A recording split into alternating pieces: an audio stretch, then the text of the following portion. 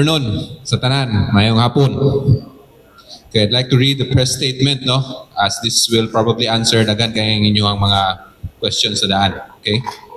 Today, February 25, 2026, the Sheriff of the Regional Trial Court, Panabo Branch 4, possession of the distribution assets in the Island Garden City of Samal, formerly operated by Nordeco, and lawfully turned over the possession and control of the said assets to Davao Light and Power Company.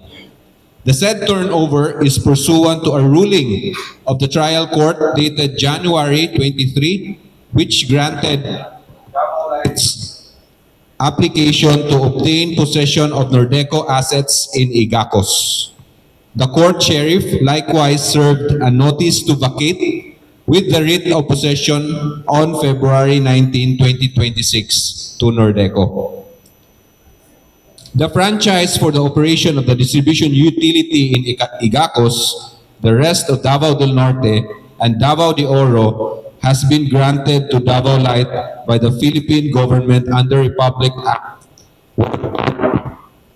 12144, RA 12144.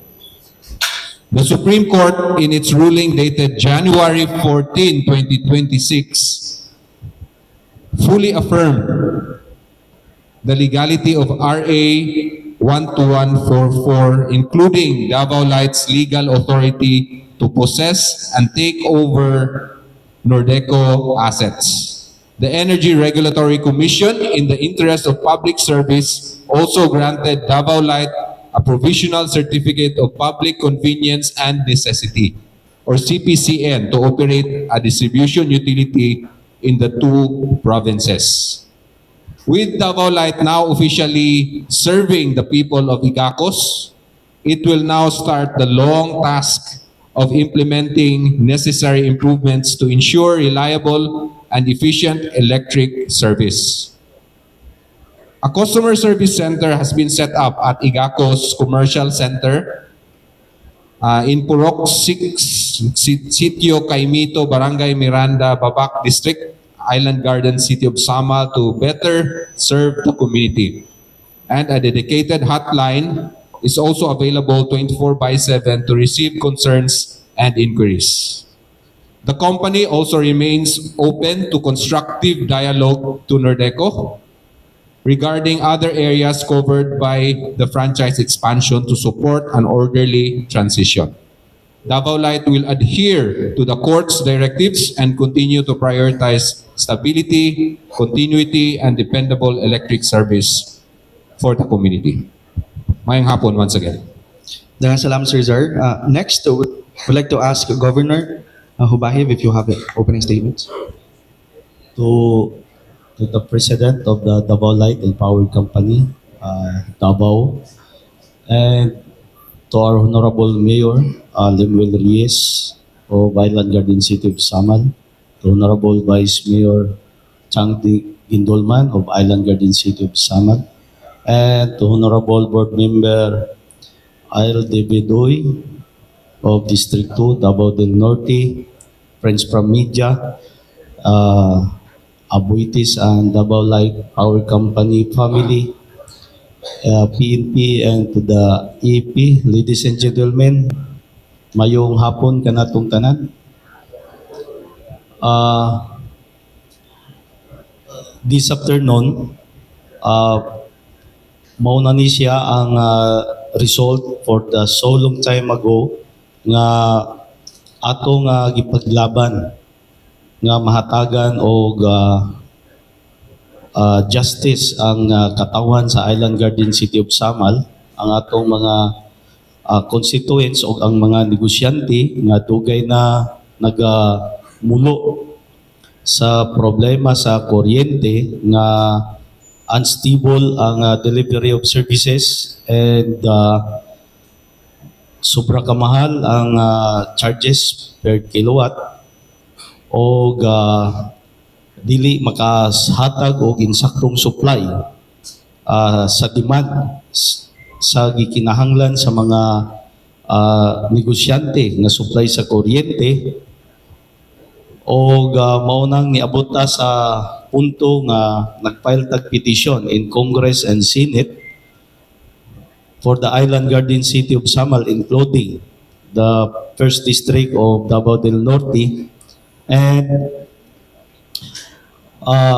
gitubag kini through the approval of the Republic Act 12144 nga ang franchise sa Davao Light and Power Company gihatagan og gahom nga musulod sa area of electric cooperative which mao ang Nordico og after sa 12144 Republic Act 12144 nakfile og TRO ang Nordico to the Supreme Court, and gibasa ganina sa ni Mr. Azar Tia na gidismiss kini sa Supreme Court ang TRO nga gifile sa Nordico.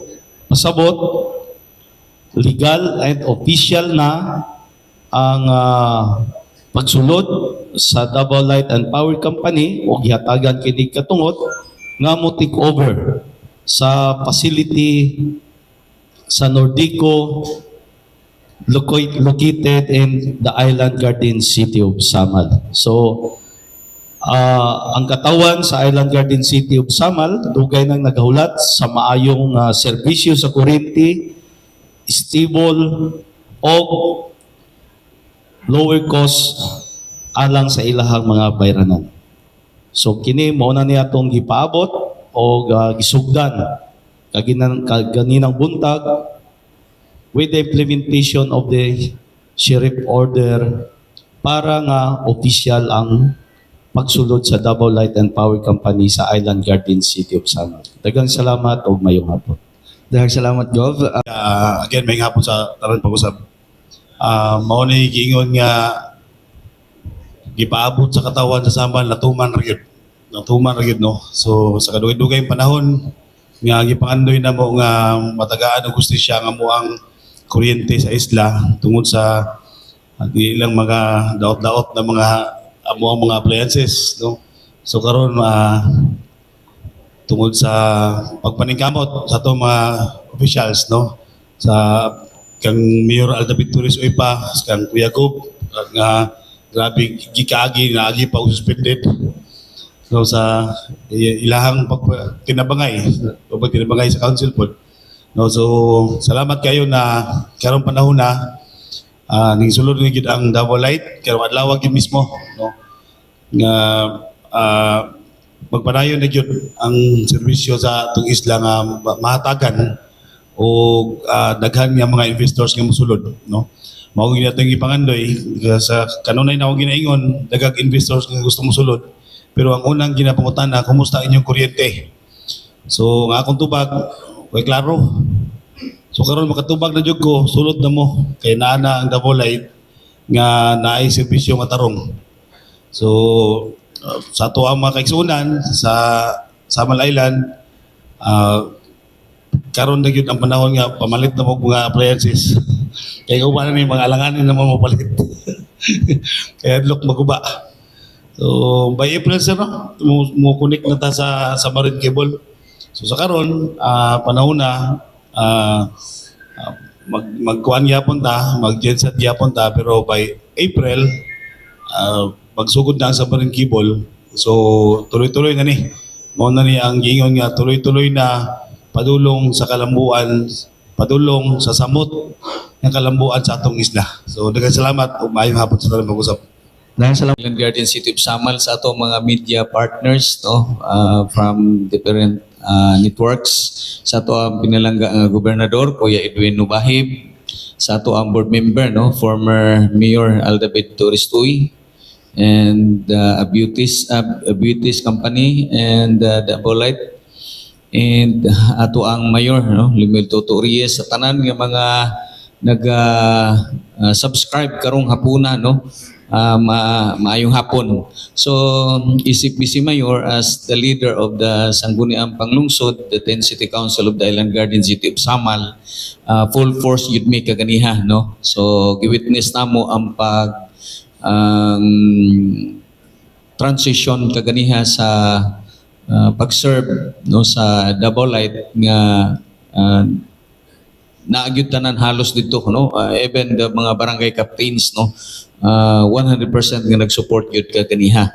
So sa ginaingon na nga taud-taud na ni nga ginapaabot sa tanang katawhan sa Island Garden City of Samal no.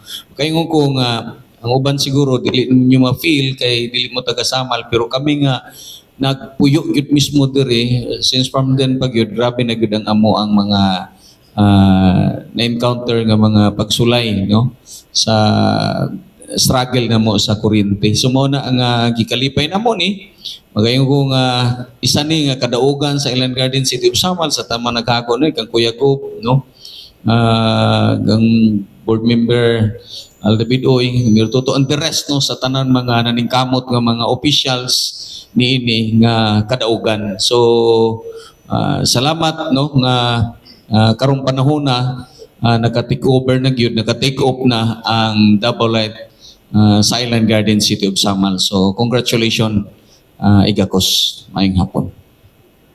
Daghang salamat, VM. For Board Member Aldavid Oy, maybe you have an opening statement po. Maayong hapon sa tanan, especially kay Kuya Gob, of course, Mayor Toto, Vice Chang, and Sar. So magmasulti lang siguro na ako is congratulations sa tanan, especially sa mga taga-Samal. Ang ako lang, instead of giving an opening statement, sakto naman ang opening statement na gihatag sa ako ang mga tapa diri. Ang ako na lang is an appeal directly to Davao Light kay nakasulod naman yun ni sila. Ang appealar lang siguro namo no I'm sure maupod ni ang naa sa direction po ni Mayor Toto, ni Vice o ni Gob is to take a look at Talikod Island. Kaysa karon manggod ang Talikod nagpagawas og statement ang napokor ganina. Talikod is run by a modular genset. So bumigay na yung isang makina. So right now as we speak, Talikod Island is suffering 5 to 10 hours brownout every day. So nagsugod na. Karon lang na ipagawas. Pero dugay na ni nagsugod. So hopefully matanaw po unta kung unsa ang atensyon na gihatag ninyo karon sa Samal mainland. Hopefully ang Talikod is pareho po, no? Di lang mapasagdan. Di lang matalikdan. So salamat sir, thank you, and God bless. Mabuhay ang Samal Island.